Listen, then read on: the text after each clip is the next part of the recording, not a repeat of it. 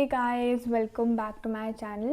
And as promised आज का ये पूरा वीडियो डेडिकेटेड होगा कि अगर आपके पास informative practices as a subject है, इकोनॉमिक्स एज अ सब्जेक्ट है and English core as a 12th class subject है, तो एग्ज़ाम पर्पसेस के हिसाब से इन तीनों सब्जेक्ट्स में कौन कौन से चैप्टर सबसे ज़्यादा इम्पॉर्टेंट हैं। एंड इम्पॉर्टेंट का मतलब है कि maximum number questions and maximum आपकी परसेंटेज बढ़ाने वाले या घटाने वाले ये कौन से चैप्टर्स हैं, सो दैट अगर अभी तक आपने सिलेबस कवर नहीं करा है या अभी तक आपने सिलेबस पढ़ा ही नहीं है कुछ भी, तो हम पहले ये इन 5 या 3 सब्जेक्ट्स के हिसाब से 5 या 3 जितने भी मोस्ट इम्पॉर्टेंट चैप्टर्स होंगे उनको हम क्लासीफाई करके अलग करें, सो दैट पहले आप जनवरी तक, फेब तक इन चैप्टर्स को बहुत अच्छी तरीके से कर लो। मैं अभी बीच बीच में बुक्स के रिकमेंडेशन भी दूंगी कि आपको कौन कौन सी बुक्स को रेफ़र करनी चाहिए। हम सबसे पहले बात करें इकोनॉमिक्स की, क्योंकि इकोनॉमिक्स ना ह्यूमैनिटीज़ सेक्शन वाले बच्चों के पास भी होती है और कॉमर्स वालों के पास भी होती है। इकोनॉमिक्स पूरे साल मुझे 80 में से 48 आते थे, मैक्सिमम 52 ऐसे कुछ गए होंगे, ठीक है। और लास्ट में बोर्ड्स में मतलब जो मेरा फाइनल रिज़ल्ट आया था उसमें मेरे आया 96 आउट ऑफ 100, ठीक है। तो इतना मैंने, अब ठीक है, बेशक मान लिया कि टीचर्स जो हैं वो बीच बीच में आपको डराने के लिए बहुत मार्क्स काट लेते, बट ये 20 मार्क्स का मेरा पूरा डिफरेंस था, ठीक है। तो मैंने इसको कैसे कवर करा, मैं पहले ना सिर्फ एनसीईआरटी पढ़ती थी, तो मैं एनसीईआरटी नहीं पढ़नी है, मैंने तो फिर पढ़ी ही नहीं एनसीईआरटी, ठीक है। संदीप गर्ग एक ऑथर है, ठीक है, ये 2 बुक्स हैं। मैंने इसकी तो तब भी, जो हमारी मैक्रो इकोनॉमिक्स है इसकी तो तब भी एनसीईआरटी देखी थी। मैंने दूसरी इंडियन वाली जो बुक आती है, इंडियन डेवलपमेंट वाली, उसकी मैंने एनसीईआरटी छुई ही नहीं, ठीक है। मैंने लिटरली इकोनॉमिक्स इन दोनों बुक से पढ़ी है। चीज़ ये है कि आपने एक भी क्वेश्चन नहीं छोड़ना है। मैं हर वीडियो में कहती हूँ भाई, इकोनॉमिक्स के लिए एक भी क्वेश्चन नहीं छोड़ना है, क्योंकि पेपर ही इसमें से आता है। लिटरली इतने जितने मैक्सिमम क्वेश्चंस थे ना, मैक्सिमम नंबर के क्वेश्चन थे प्लस एमसीक्यू संदीप गर्ग में से आए थे। स्पेशली अगर हम बात करें इंडियन इकोनॉमिक डेवलपमेंट की, इसके बुक के पीछे लाइक जब आप लास्ट पेजेस पे जाओगे तो इस बुक में पिक्चर रिलेटेड जो क्वेश्चंस होते हैं वो भी है, क्योंकि पिक्चर रिलेटेड क्वेश्चंस आते हैं इस सेक्शन में, बी सेक्शन में, ठीक है। तो इसकी प्रैक्टिस बहुत ज़्यादा करना, क्योंकि इसमें ये गिवन है। फिर बाकी fill in the blanks, explain this statement, ये क्यों यूज़ करा, वो क्यों यूज़ करा, प्लस डेट्स। अब देखो ह्यूमैनिटी सेक्शन वालों का तो उतना टेंशन नहीं होता, क्योंकि उनको इनके पास पॉलिटिक्स और हिस्ट्री पहले से होती है, उनको आदत रहती है कि कैसे डेट वगैरह लर्न करना है या सिस्टमैटिकली क्या टाइमलाइन है।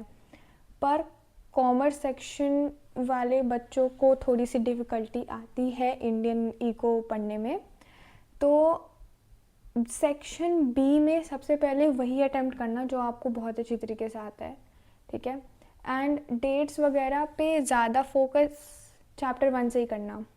चैप्टर 1 जो इंडियन वाला है मतलब सेक्शन बी वाला, उसे करना, क्योंकि वो ब्रिटिश रिलेटेड है और उसमें से आ सकता है कि इंडियन जो ब्रिटिशर्स ने इंट्रोड्यूस करा था, इंडियन फर्स्ट रेलवे, वो कहाँ से कहाँ तक चली थी, दोनों स्टेट्स के नाम पूछ लेंगे, या फिर कब इंट्रोड्यूस कराई गई, स्विस कैनाल कहाँ बना था, कब बना था, क्यों बना था।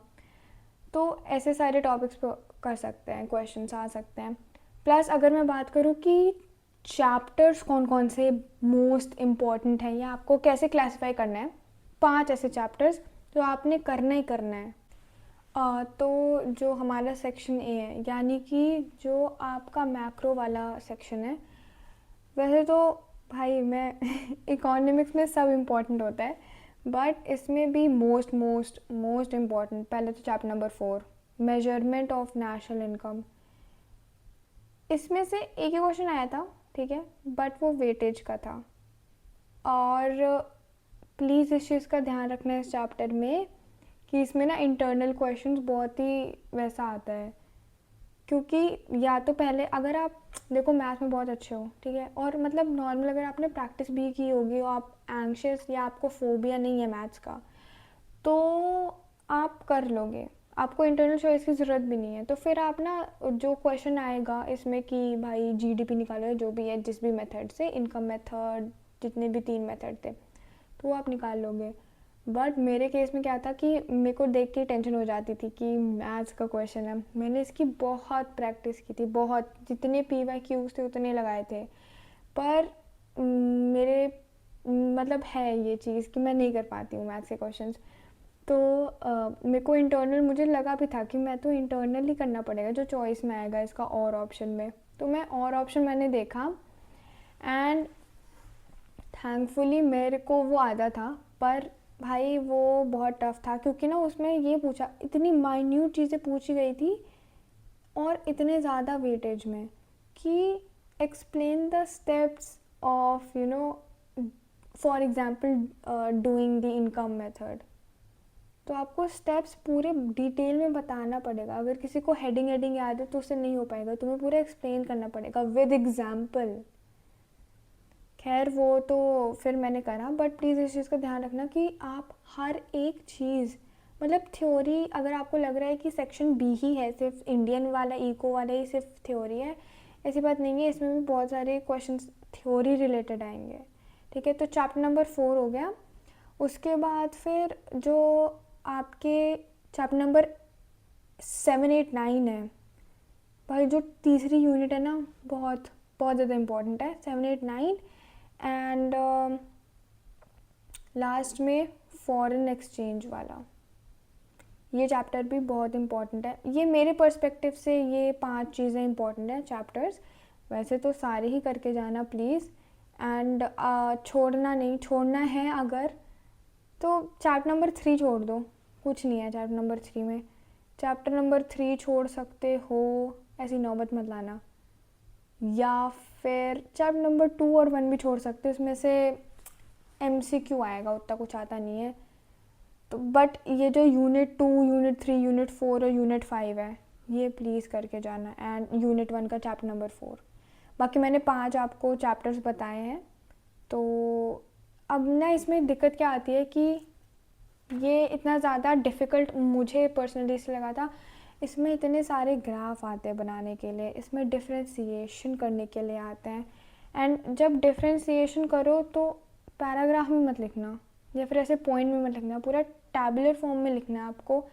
बेसिस जो 3 ऐसे दिए होंगे, ठीक है, इसमें बेसिस, फिर जो भी आपका डिफ्रेंसीशन है, यानी मान लो मैक्रो और माइक्रो इकोनॉमिक्स में, तो बेसिस एक पूरा उसका क्या नाम है, कॉलम, ठीक है, फिर रो, सॉरी कॉलम रो, IP में भूल गई भाई, फिर माइक्रो इकोनॉमिक्स, फिर मैक्रो इकोनॉमिक्स, ठीक है। बाकी अगर हम बात करें इंडियन इको की, इंडियन इको में मोस्ट इम्पॉर्टेंट चैप्टर है चैप्टर नंबर 3, लिबरलाइजेशन, LPG, ठीक है, क्योंकि ये इंडियन पर्सपेक्टिव से है, ये बहुत इम्पॉर्टेंट है। उसके बाद फिर इम्पॉर्टेंट है chapter number 7, environment and sustainable development, बहुत ज़्यादा इम्पॉर्टेंट है। चैप्टर नंबर 1 एंड 2 भी बहुत इम्पॉर्टेंट है। एंड उसके बाद चैप्टर नंबर 8, कंपैरेटिव डेवलपमेंट, जो नेबरिंग कंट्री की है, इसमें से चाइना के बारे में बहुत ज़्यादा पूछा जाता है। तो ये 5 चैप्टर्स इसमें से भी बहुत इंपॉर्टेंट है। एंड जैसे मैंने बताया था कि प्लीज़ लर्न करना डेट्स वगैरह, क्योंकि डेट्स वगैरह आते हैं, पिक्चर बेस्ड क्वेश्चन आते हैं और पैराग्राफ टाइप क्वेश्चंस भी आते हैं लास्ट सेक्शंस में। तो इस हिसाब से इको आपकी हो जाएगी, ठीक है। अब अगर हम बात करें इंग्लिश की, मैंने इंग्लिश के लिए 2 मेन बुक्स रेफ़र की थी, ठीक है। एक तो जो राइटिंग सेक्शन है, ठीक है, राइटिंग सेक्शन और ग्रामर तो उतना आता नहीं है, राइटिंग सेक्शन, उसके लिए जो कॉम्पैक्ट आती है इंग्लिश की क्लास 12 की, वो, ठीक है। एंड ये फुल मार्क्स, ये क्लास 11th की पड़ी हुई है मेरे पास, मेरे को 12वीं की मिल नहीं रही, पर फुल मार्क्स प्लीज़ रेफ़र करना, ठीक है। और बाकी PYQs तो कहीं से भी कर लो, उतना कुछ वो सेम ही होता है, ठीक है। आपको वैसे भी PYQs मिल जाएंगे। एंड इंग्लिश को लोग बहुत ज़्यादा ऐसे फालतू सब्जेक्ट की तरह ट्रीट करते हैं, तो मैं इसलिए कह रही हूँ कि मैंने भी करा था, पर मेरे आ गए थे 9800 में से, क्योंकि तुम अगर तमीज़ से पढ़ लोगे तो तुम्हारे आ जाएंगे, लास्ट में भी अगर पढ़ लोगे तो। अगर हम क्लासिफाई करें इंग्लिश के चैप्टर्स को, तो हमारे पास 2 बुक हैं, ठीक है। एक सप्लीमेंट्री रीडर की तरह है दूसरी वाली बुक, बट उसमें से भी मैं अब पूरा जो इंग्लिश है मैं 2 बुक्स की तरह ईगो की तरह ट्रीट नहीं करूँगी, मैं उसको एक ही लूँगी और 5 आपको मेन सबसे ज़्यादा इम्पॉर्टेंट जहाँ से क्वेश्चन आते हैं वो चैप्टर्स बताऊँगी। तो अगर मैं इंग्लिश के चैप्टर्स की बात करूँ तो पहले मैं बताती हूँ बकवास चैप्टर्स कौन सा होता है। पोएट्स एंड पैनकेक्स, इंटरव्यू, मुझे कुछ नहीं समझ में आया था इसमें। मैंने ना फिर इसको छोड़ गिव अप कर दिया था पूरी तरीके से कि ये बोल क्या रहा है, मुझे तो बिल्कुल समझ में ही नहीं आया, बकवास। पोएट्स एंड पैनकेक्स में पूरी रैंटिंग हुई है, बहुत रैंटिंग हुई है इसमें, बिल्कुल रेज बेट करा था मुझे इस चैप्टर ने, दिमाग ख़राब था मेरा इस पर। एंड इंटरव्यू में मुझे कुछ समझ नहीं आया था, पर कोई बात नहीं, इसको लास्ट में देखना, ठीक है। इसका कोई शॉर्ट वीडियो ऐसा कुछ देख लेना, इसमें कोई क्वेश्चन भी नहीं आता है। बट हाँ, इसको प्लीज़ ऐसे मत करना कि हाँ हम छोड़ ही रहे हैं, ऐसी नौबत मत लाओ, पढ़ के ही चले जाओ, कोई बात नहीं। इम्पॉर्टेंट चैप्टर्स जो हैं वो हैं rat trap, going places. Going places तो भाई मैं हूँ, कुछ भी सोच। लास्ट लेसन, लॉस्ट स्प्रिंग, फिर प्रोज यानी कि जो पोम्स वगैरह, उसमें my mother eight 66, imagine this has 6 7, my mother eight 66 and road side stand. इनमें से बहुत क्वेश्चन आए थे, बहुत, मतलब मैंने इस चीज़ को देखा था अपने बोर्ड एग्जामिनेशन में कि बहुत ज़्यादा क्वेश्चन आए थे। इंटरनल चॉइसेस होती हैं, हर क्वेश्चन में होती हैं, बट फिर भी आप ना करके जाना, क्योंकि इंडिगो जो चैप्टर है ना वो मेरे और क्वेश्चन में आया था, बट मतलब मुझे इंडिगो भी मतलब उतना ज़्यादा अच्छी तरीके से याद नहीं था, क्योंकि ना फिर मैं उसको मिक्स कर जाती हिस्ट्री के साथ, और हिस्ट्री में भी गांधी जी थे, तो बहुत ऐसा मेरे को अजीब सा हो रहा था। तो ये जो मैंने आपको चैप्टर्स बताए ना, ये करके जाना बहुत अच्छी तरीके से, सो दैट आपको और करने की ज़रूरत ही ना पड़े, चॉइस करो ही मत भाई, यही कर लो सबसे पहले।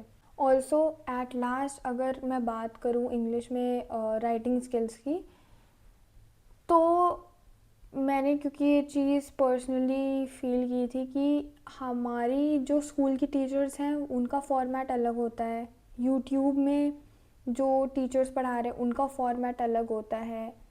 तो एक बार कलेक्टिवली प्लीज़ किसी से कंफर्म वगैरह से कर लेना कि कौन सा फॉर्मेट आ रहा है, या फिर अगर आपके पास कोई एक्सपीरियंस टीचर या कोई ऐसे कोई कांटेक्ट में है तो उनसे ज़रूर पूछना कि भाई बोर्ड में क्या हम ऐसे ऐसे लिख सकते हैं, स्पेशली नोटिस में।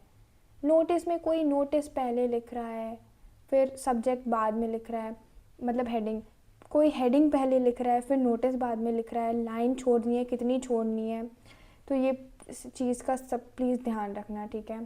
क्योंकि फॉर्मेट्स अलग अलग होते हैं, बट आपको ये देखना है कि फॉर्मेट कौन सा वो लोग एक्सेप्ट करते हैं, क्योंकि I am not sure about this. उसके बाद अगर हम बात करें आईपी की एट लास्ट, तो आईपी में भी मेरे कुछ खास नंबर नहीं आते थे, मतलब 70 मार्क्स का होता था पेपर, क्योंकि वो 10 मार्क्स इंटरनल्स के होते थे, और 70 में से मेरी 50 की लाइन में आते थे मार्क्स।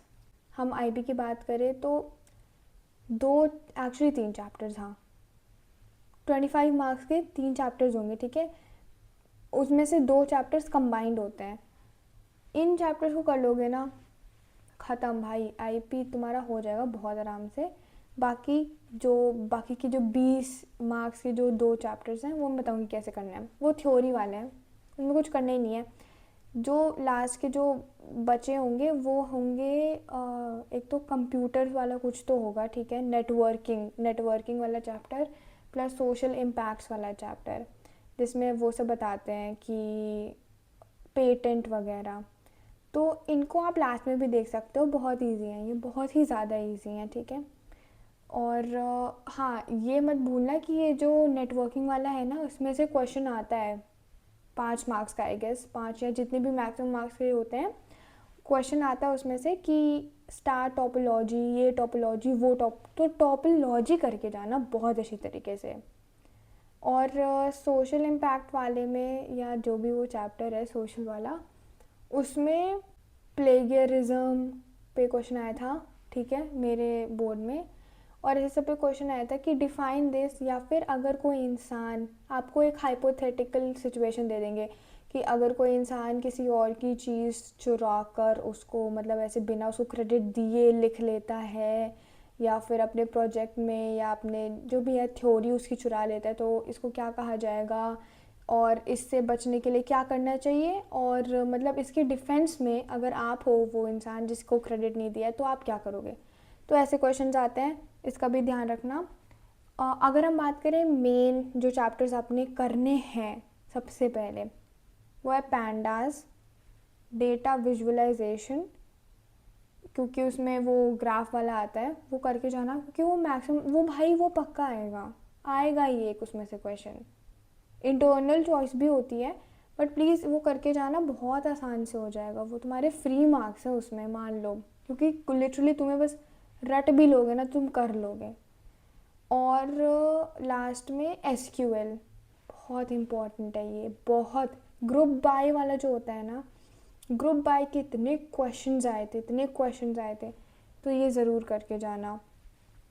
बाकी आईपी मैंने लास्ट में सिर्फ और सिर्फ एक यूट्यूब चैनल देख के करी थी, एक्चुअली एक नहीं, 2-3, मैं लिख दूंगी वैसे तो नाम, बट जो मुझे सबसे ज़्यादा याद आ रही है, और मैंने पहले भी वीडियोस में बता रखा है। एंड हाँ, thank you so much for watching guys, and भाई please subscribe, like, share, please guys, please, thank you.